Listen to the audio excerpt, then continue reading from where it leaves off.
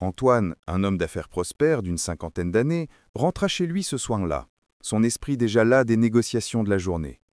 La somptueuse villa, ornée d'œuvres d'art africaines et baignée par la douce lumière du crépuscule, était d'habitude un havre de paix. Mais, dès le seuil franchi, une vague de tension palpable l'accueillit. Isabelle, son épouse élégante et redoutable, se tenait au milieu du salon, le visage déformé par une rage froide, tandis que Lydie, leur jeune servante, était acculée contre un mur, le corps tremblant, les yeux rougis par les larmes. « Idiote, je vais en finir avec toi !» cracha Isabelle, sa voix habituellement posée transformée en un sifflement menaçant. Antoine, stupéfait, demanda ce qui se passait. « Dieu merci, tu es de retour. Je ne peux pas m'occuper de cette fille seule !» s'écria Isabelle, pointant un doigt accusateur vers Lydie. « Peux-tu imaginer que cette fille est enceinte? Ma servante est enceinte !» Le monde d'Antoine s'effondra. Enceinte. Le mot résonna comme un gong funèbre dans son crâne. Il avait bien remarqué les changements chez Lydie, les repas manqués, la fatigue, mais avait étouffé ses doutes. Il fallait qu'il gère cette situation, et vite. Isabelle, son visage tiré par la fureur, ordonna à Lydie de parler. « Toi, Lydie, mon mari est de retour. Parle avant que je ne te frappe. » Elle hurla, les nerfs à vif. Antoine s'interposa, tentant d'apaiser sa femme. « Isabelle, calme-toi, laisse-moi gérer. Elle va me dire la personne qui l'a mise enceinte, ne t'en fouet pas. » Il se tourna vers Lydie, son regard mêlant autorité et un désespoir teinté de culpabilité. « Toi, Lydie, écoute-moi. Si tu ne parles pas maintenant, je vais te frapper. Si tu ne réponds pas, je vais te frapper. Fils stupide !» Il devait jouer le rôle de l'homme en colère, le patron trahi, pour masquer sa propre implication. « Relax, chérie, qu'elle commence à parler. Calme-toi, sois calme, toi, assieds-toi, » dit-il à Isabelle, sa voix plus douce mais ferme. Puis, se tournant de nouveau vers Lydie, il ajouta, les yeux dans les siens. « Je dis assieds-toi. Tu m'écoutes? Je ne tolère pas les bêtises. J'espère que tu m'écoutes. Je ne tolère absolument pas les bêtises. Dis-moi. Ma femme est présente, elle écoute. Dis-moi qui t'a mise enceinte. Dis-le-moi maintenant. Parle maintenant. » Les yeux de Lydie, lourds de larmes, se posèrent un instant sur Antoine. Un regard silencieux, une accusation muette. Puis, sous la pression intense, elle murmura, à peine audible. « C'est vous, monsieur Antoine ?» Le souffle d'Antoine se coupa. Le silence tomba, lourd, assourdissant. Isabelle, les mains sur les hanches, le regard perçant, attendait une confirmation, une réaction. Antoine sentit le sang lui glacer les veines. Cette situation, qu'il espérait enterrer, venait de remonter à la surface, plus explosive que jamais. La révélation de Lydie frappa Antoine comme un coup de tonnerre. Isabelle, toujours furieuse mais maintenant abasourdie, ne savait plus quoi dire. Antoine, réalisant l'urgence de la situation, saisit sa chance de détourner les soupçons. Il se tourna vers Lydie, son regard acéré. « Enceinte de moi? Que veux-tu dire par là? Es-tu sérieuse quand tu me le demandes? » « Je te le demande, Lydie, qu'est-ce que tu veux dire par là ?» Sa voix, bien que contrainte, était autoritaire. Lydie, encore sous le choc et la peur, recula légèrement. « Je n'ai jamais couché avec notre homme depuis que j'ai commencé à travailler ici, monsieur Antoine, à part vous. » Le sous-entendu était clair. Antoine savait que sa femme ne devait absolument pas apprendre la vérité. « Qu'est-ce qu'on va faire à propos de ça? Ma femme ne doit absolument pas le savoir. Je ne sais pas comment tu vas faire. » « Je ne peux pas avorter cet enfant. Ça va bientôt faire des semaines. » La voix de Lydie était suppliante. Antoine, désespéré, tenta de la convaincre.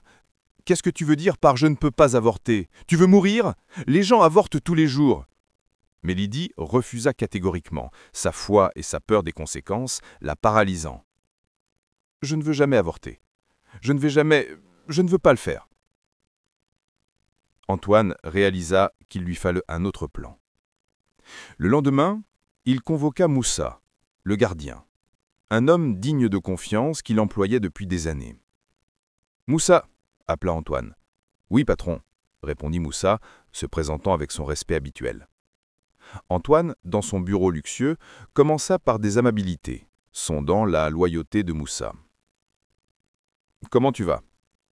J'espère que tu vas bien. » « Je vais bien, monsieur. »« Tu vas bien? Comment va la famille? Est-ce qu'ils vont bien? Ta mère se porte bien ?» Moussa, reconnaissant de la gentillesse de son patron, lui assura de sa dévotion. « Oui, monsieur, vous êtes un bon patron. Je continue toujours à vous remercier. Vous m'avez beaucoup aidé. Vous vous souvenez du jour où ma mère était malade? Cet argent que vous m'aviez remis ce jour-là, c'est Dieu qui va vous bénir.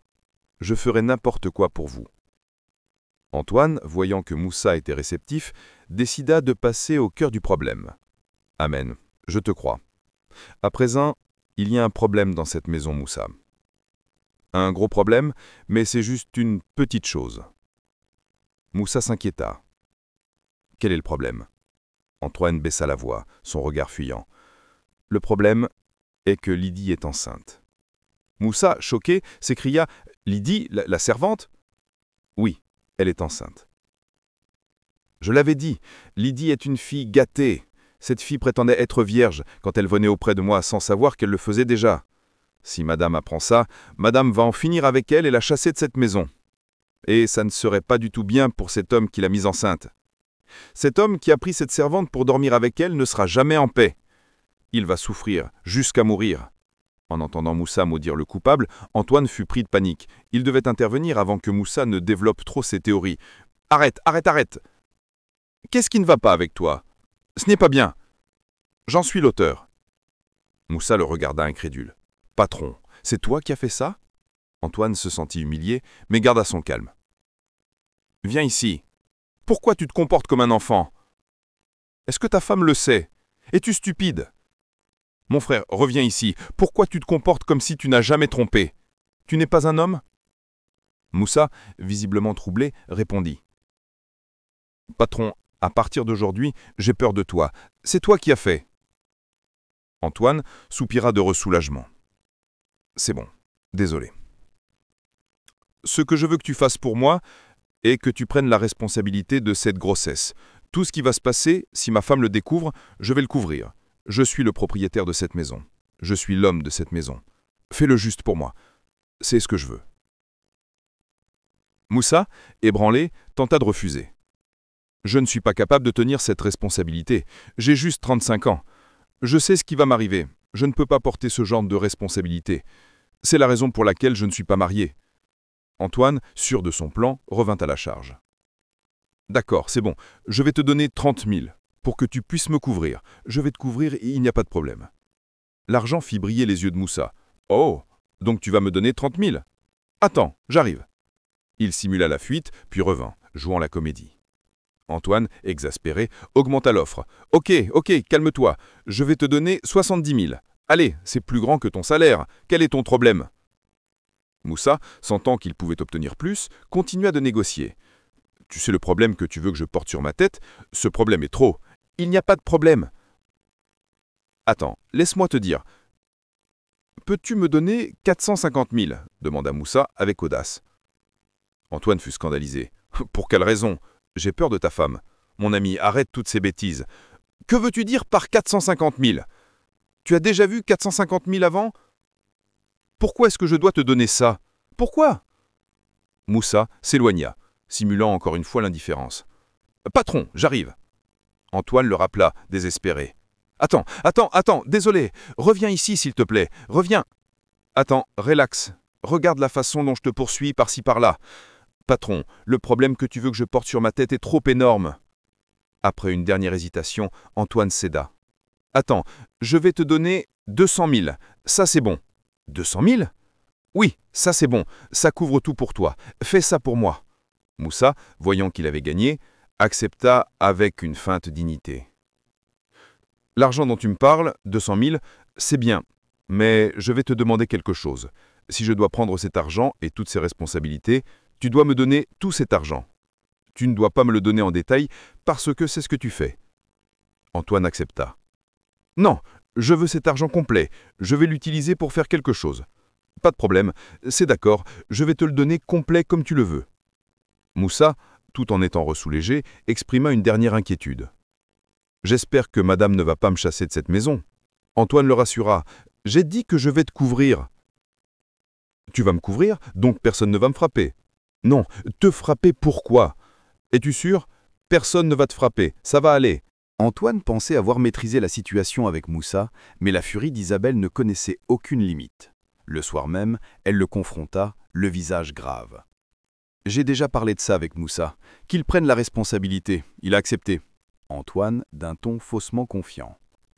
Isabelle, cependant, n'était pas convaincue. « Non, pas besoin de ça. C'est comme un caméléon, une solution pour le moment. Honnêtement, je ne suis pas d'accord avec cette idée. » « Tu dois être d'accord. Tu dois juste être d'accord avec cette idée. Écoute, ne gâche pas mon mariage. » « Non, ton mariage? Maintenant tu penses à ton mariage, n'est-ce pas ?» Antoine, frustré par son entêtement, la supplia d'arrêter.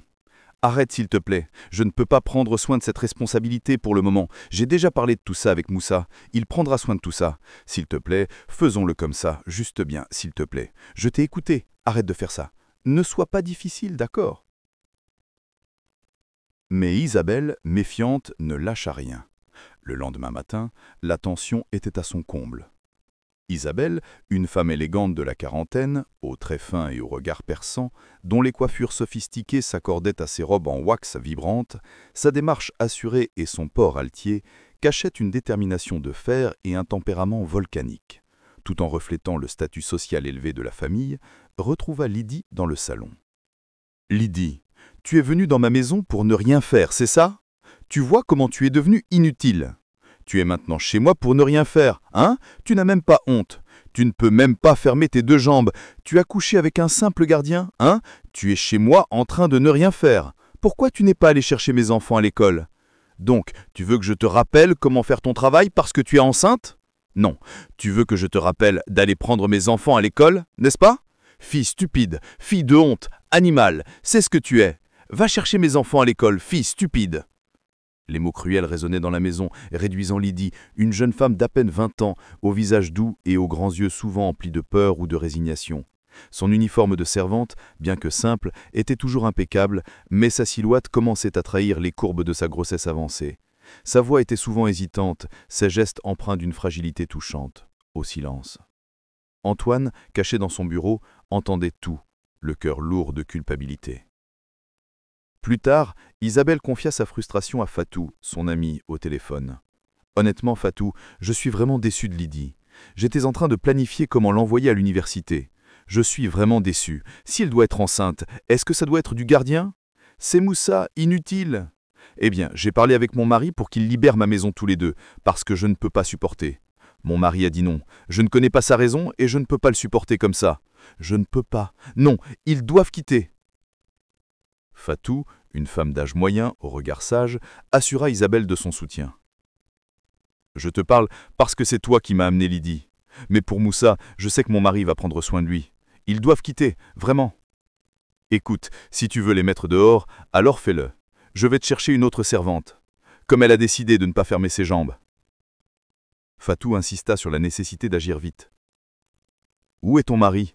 Oh, il est à l'intérieur. Écoute-moi, tu dois vite agir, tu dois mettre cette fille hors de cette maison le plus vite possible. Elle ne sera plus utile pour toi quand cette grossesse va évoluer. Tu comprends ?» Isabelle acquiesça, son regard assombri. « Tu as vraiment raison. Fille inutile. Peux-tu imaginer?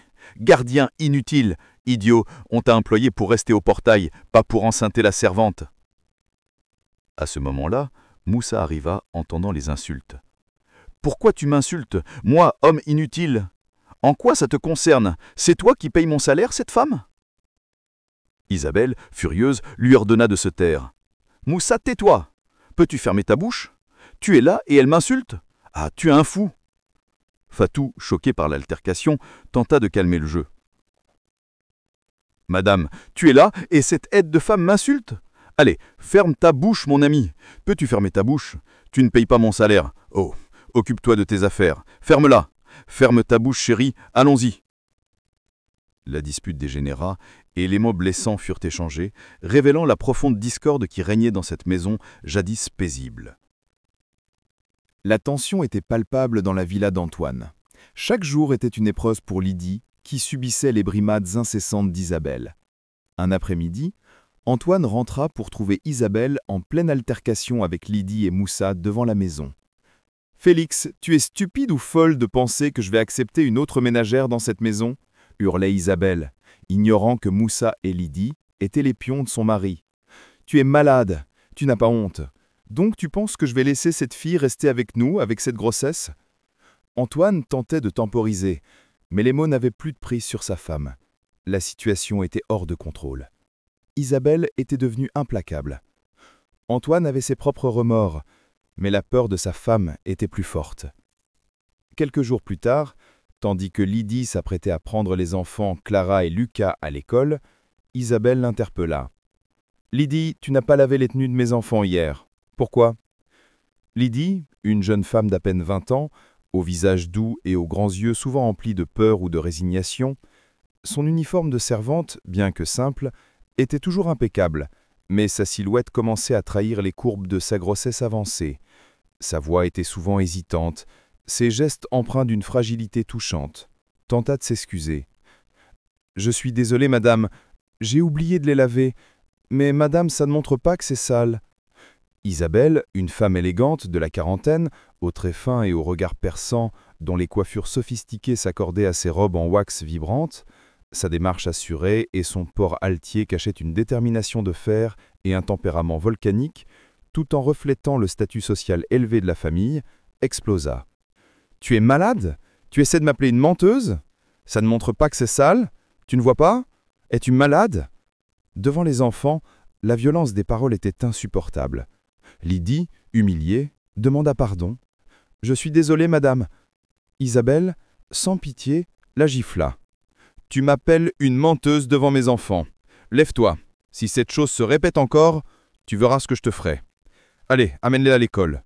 Fille stupide, tu es devenue très paresseuse pour laver les tenues des enfants à cause de ta grossesse. Pas de problème, on verra. » Lydie, en larmes, obéit.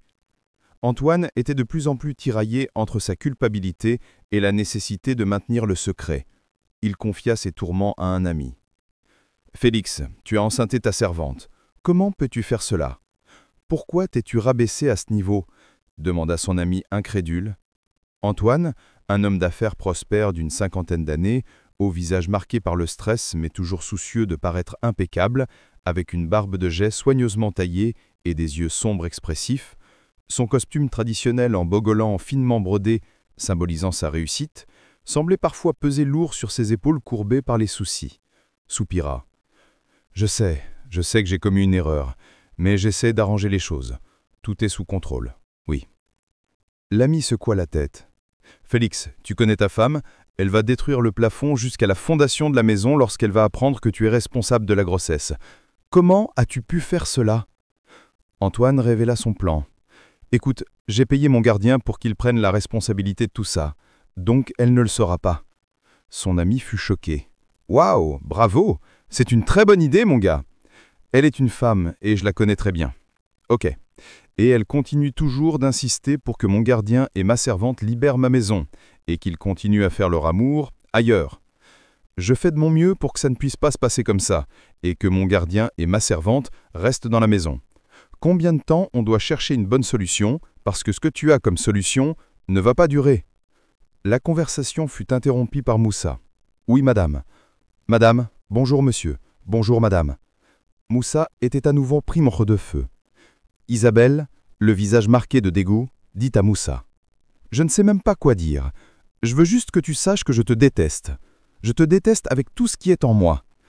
Donc, dis-moi, qu'est-ce que je vais faire avec toi? Te tuer? Ou peut-être t'empoisonner? C'est mieux ?» Moussa, terrifié, demanda. « Madame, qu'est-ce que j'ai encore fait ?» Isabelle, impitoyable, ordonna. « Si tu me poses cette stupide question encore, Moussa, maintenant écoute, va dans ta petite case et ramasse toutes tes choses, parce que bientôt, toi et ta copine inutile allez libérer ma maison, et mon mari ne protégera aucune d'entre vous. Tu as compris ?» Moussa, le cœur lourd, comprit qu'il était piégé. La tension dans la villa atteint des sommets. Isabelle, consumée par la jalousie et l'humiliation, décida de passer à l'acte.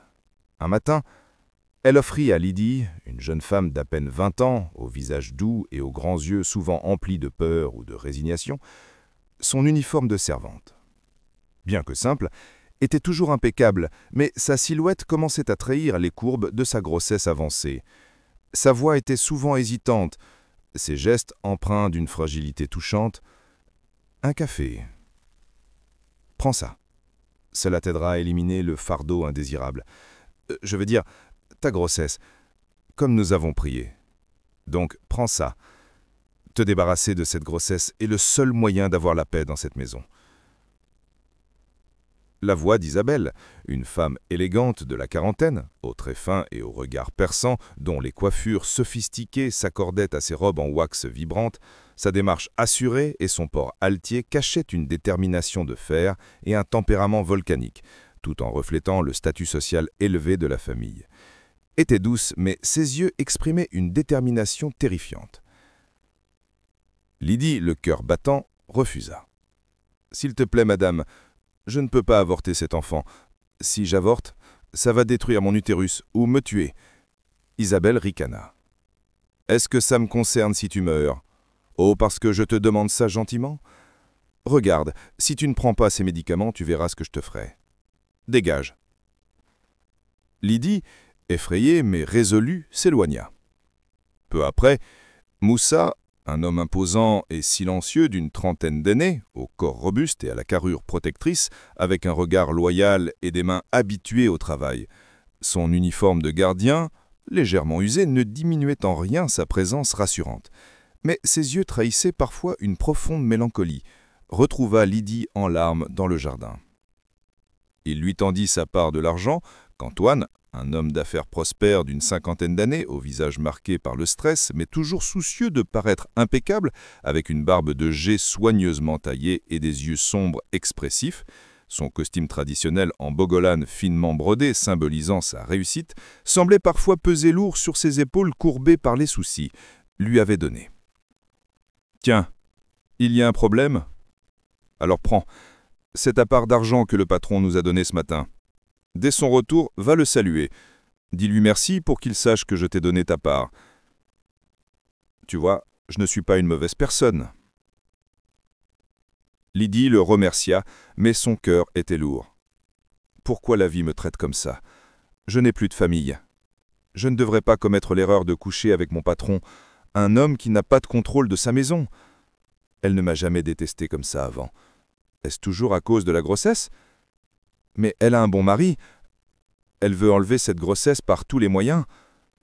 Je dois commencer à faire quelque chose. Je dois me lever et me battre. Mais pourquoi devrais-je me battre? Ma vie ou mon droit? Seigneur, ça c'est beaucoup pour moi. Je dois m'enfuir. Si je ne m'enfuis pas, cette femme va me tuer. Je n'ai pas assez d'argent avec moi, sinon ce serait la meilleure idée. Oui, fuir. Mais où vais-je fuir? Je n'ai pas d'argent, pas de famille, pas de relation quelque part. Ma fuite n'est pas la meilleure solution. Je me suis vraiment mis dans les problèmes. Son désespoir était palpable. Alors que Lydie luttait avec ses pensées, Fatou, l'ami d'Isabelle, arriva. « Bonjour Lydie, comment tu vas? »« Je vais bien madame. Je t'ai demandé de venir, pourquoi tu n'es plus venue? »« J'étais occupé. »« Tu étais occupé à coucher avec le gardien qui t'a mise enceinte, hein ?» Lydie s'excusa. « Je suis désolé, madame. Désolé pour toi. C'était une erreur. » Fatou, avec un ton sec, demanda. « As-tu déjà pris le médicament qu'elle t'a remis ce matin? Tu es aussi au courant. Je suis désolé, mais je ne vais jamais avorter. Et qu'est-ce qui va arriver arrive. Je peux mourir en avortant. C'est une horreur. Vous ne pouvez pas juste me pardonner? C'est comme ça que tu veux ça. »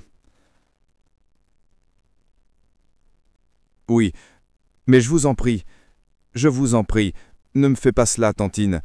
Vous savez que je n'ai personne, je suis orpheline. S'il te plaît. » Fatou resta de marbre. « C'est la raison pour laquelle tu devais faire plus attention. Si tu sais ce qui est bien pour toi, enlève cette grossesse, sinon tu verras ce qui va t'arriver. » La menace était claire. Antoine, de son côté, cherchait désespérément une solution. Son ami le rejoignit, le visage grave. « Félix, ta femme va tuer cette fille-là et je peux parier mon argent là-dessus.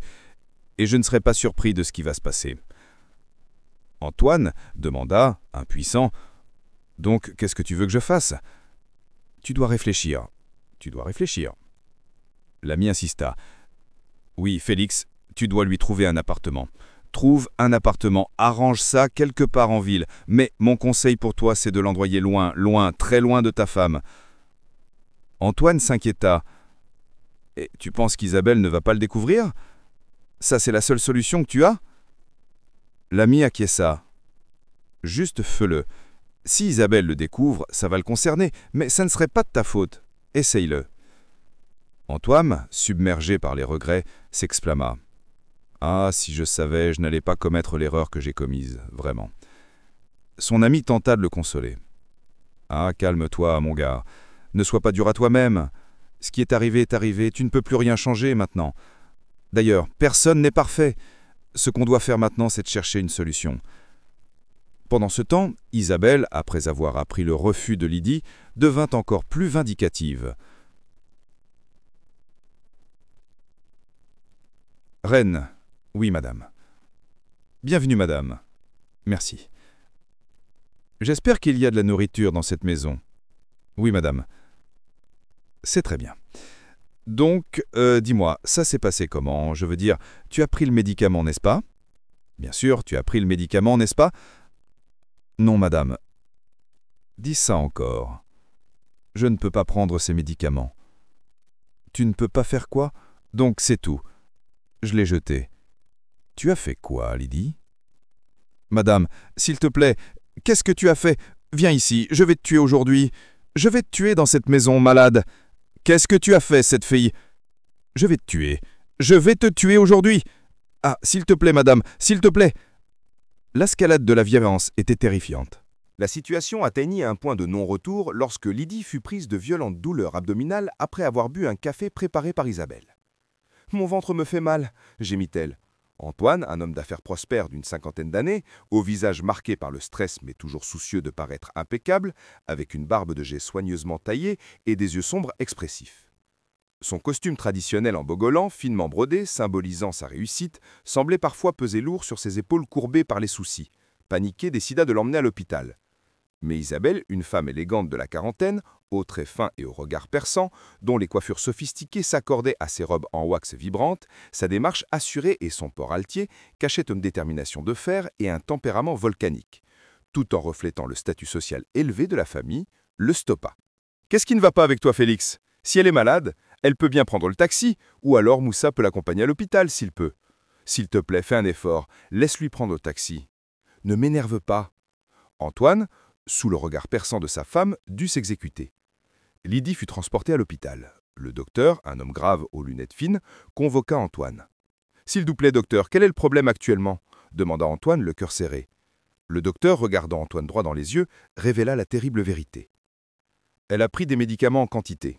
Après mes examens, j'ai découvert qu'elle a consommé des médicaments en quantité. Les médicaments détectés sont utilisés pour l'avortement. Ça peut être qu'elle a pris ça pour retirer son enfant, ou autrement. » Antoine fut secoué par la colère et la tristesse. « Oh mon Dieu, savez-vous la raison pour laquelle elle veut retirer 5 mois de grossesse? Non, non, non. Docteur, s'il vous plaît, est-ce que sa grossesse est encore intacte? Ça, c'est ce que je veux savoir, s'il vous plaît. » Le docteur hocha la tête, un faible sourire aux lèvres. « En effet, j'ai pu empêcher les effets du médicament, et oui, sa grossesse est intacte. » Un immense soulagement inonda Antoine. Le soir, de retour à la villa, Antoine confronta Isabelle avec une colère froide. « Tu sais que tu es méchante. Excuse-moi, je dis tu es méchante. Tout ce que tu as fait, c'est juste de la sorcellerie. Sérieusement, toute cette chose méchante que tu fais, je ne sais même pas comment j'ai fait pour t'épouser. Oh mon Dieu, qui es-tu? Tu es quel genre de personne? Tu as mis les médicaments dans le café en sachant bien qu'elle pouvait mourir. Isabelle, tu es un démon. » Isabelle, impassible, répondit. « Félix, s'il te plaît, ça n'a rien à voir avec les problèmes familiaux. S'il te plaît, ne me parle pas de cette façon. N'utilise pas ce genre de mots sur moi. Je n'aime pas ça. Arrête ça. » La fureur d'Antoine monta d'un cran. Le plus pire dans tout ça, c'est que tu ne l'as même pas nié. Tu ne l'as même pas nié, même pas. Isabelle défiante continua. « Félix, regarde, si tu veux la paix dans cette maison, dis à cette fille de quitter ma maison, c'est juste simple. » Pendant ce temps, Lydie, alitée à l'hôpital, se remettait lentement. Antoine lui rendit visite. « Tu vas bien? Tu as besoin de repos, et ton enfant aussi va bien. Je peux sortir? Tu ne dois pas être pressé. Il y a encore des injections à te faire. Après ça, le docteur pourra te dire quand est-ce que tu... » La tension était palpable. La tragédie s'abat sur la maison d'Antoine et Isabelle comme un orage secouant un arbre ancien, brutale, inattendue et destructrice. Ce foyer, qui respirait autrefois le bonheur et la prospérité, devient le théâtre d'un effondrement moral et familial. Les jours ordinaires, ceux des rires d'enfants et des repas partagés, se délient en une suite d'événements cauchemardesques où la confiance se fissure et où la haine, la douleur et la vengeance tissent leur toile. Leur joie enfantine, vêtements colorés, tresses, rires, tranche violemment avec ce qui va suivre. Isabelle, mère attentive, les sert de leurs plats favoris. On ressent dans ces quelques lignes la douceur des gestes ordinaires, la chaleur d'un foyer qui protège. Mais cette quiétude se brise d'un coup. Lucas s'effondre, convulsé, pris de spasmes terrifiants. La panique envahit la maison. L'angoisse se transforme en course vers l'hôpital et l'annonce du médecin tombe comme une pierre. Lucas meurt à 15 heures. Le monde d'Antoine vacille. Isabelle hurle, implore, pleure. La famille, jusque-là symbole d'ordre et d'aisance, est précipitée dans l'irrationnel. La douleur est à peine retombée que le sort frappe à nouveau. Clara, la petite fille joyeuse, tombe elle aussi après un repas. Même scène, même hôpital, même verdict. Poison.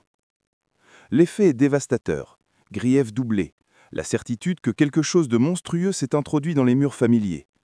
L'émotion dominée d'Antoine devient un mélange d'incrédulité, de haine, de questionnement intime. Qui aurait pu vouloir tuer ses enfants? Qui, dans l'enceinte même de sa maison, porterait une telle malveillance?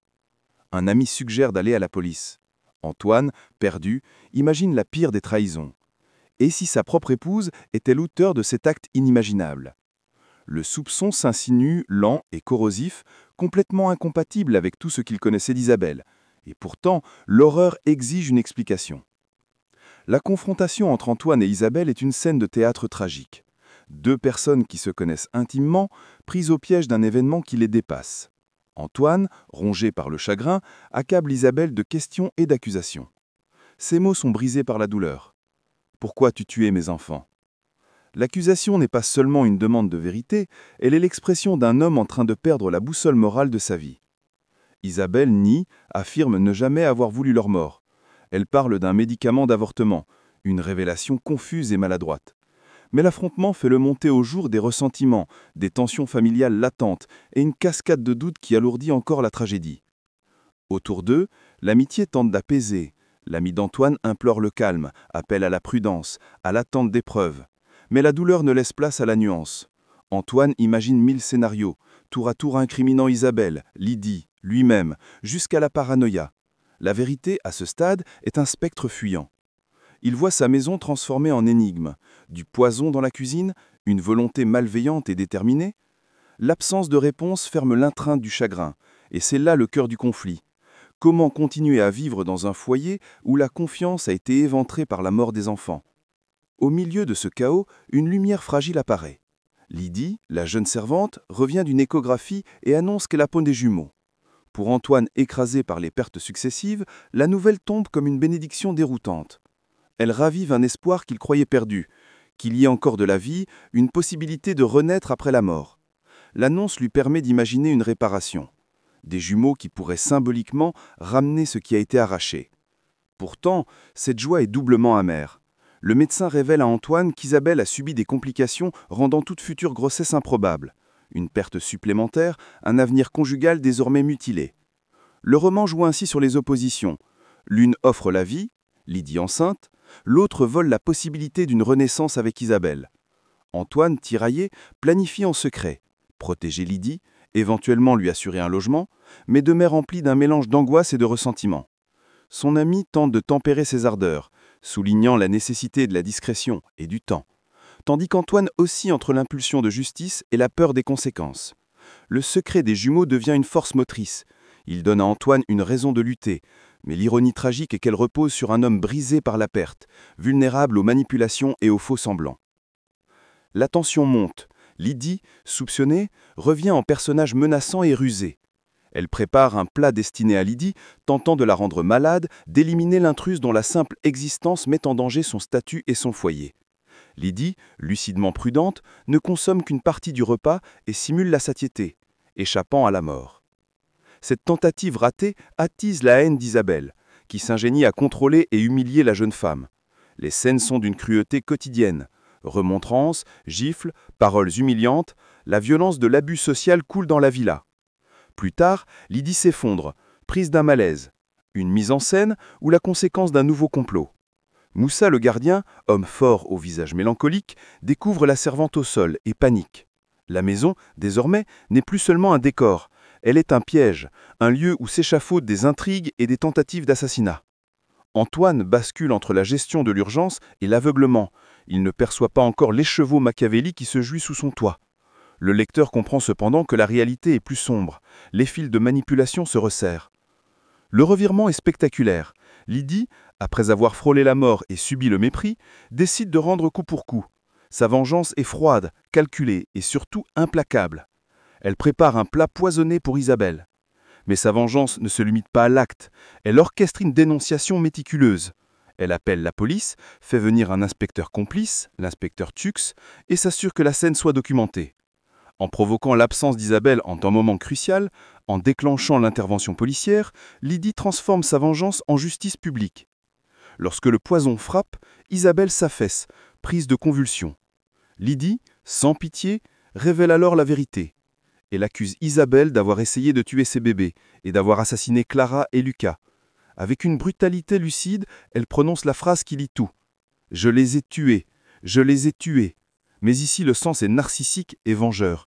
Lydie renverse la faute, prend possession du récit et impose sa propre version de la justice. La scène est théâtrale et glaçante. Lydie lit une lettre de confession factice, un faux testament émotionnel qui laisse penser que la mort d'Isabelle est un suicide déguisé. La manipulation atteint son apogée lorsque Lydie, triomphante, annonce son intention de prendre la maison, d'épouser Antoine, de fonder la nouvelle famille que les victimes n'ont pas eue. Sa rage est nourrie de humiliations subies. Elle transforme sa douleur en pouvoir et dans ce processus devient inexorablement monstrueuse. Le dernier acte est celui de la chute. La police arrive. La mise en scène de Lydie se retourne contre Isabelle. L'inspecteur Tux, qui a en main des preuves et une confession enregistrée, probablement la manœuvre de Lydie, fait arrêter la jeune femme. La villa, théâtre des manipulations, devient une scène de procès immédiat. Moussa, bouleversé, accuse Lydie, mais Elselfonde conserve une attitude provocatrice, confiante dans son triomphe. Antoine est effondré. Il perd sa femme, ses enfants et découvre la trahison multiple, non seulement la perfidie de Lydie, mais surtout le fait que la maison, ce refuge, est désormais un tombeau d'illusions. La justice va suivre son cours. Lydie est emmenée. Mais la justice judiciaire n'est pas synonyme d'apaisement. Antoine reste seul, écrasé par la perte irréparable et par la conscience que la violence a dévoré son foyer. Son monde s'est effondré. La villa somptueuse n'est plus qu'un mausolée pour ses rêves. Le texte laisse un goût amer. La réparation matérielle et juridique ne compense pas la mort des enfants, la disparition de l'innocence et la destruction de la confiance. Antoine est brisé, conscient que rien désormais ne ramènera Clara et Lucas. Sa maison est vidée de la paix qu'il avait connue. C'est une fin où la justice extérieure, l'arrestation, se mêle à un désespoir intérieur absolu. Si vous avez aimé cette vidéo, abonnez-vous et activez la cloche pour ne rien manquer des prochaines histoires de vie inspirantes.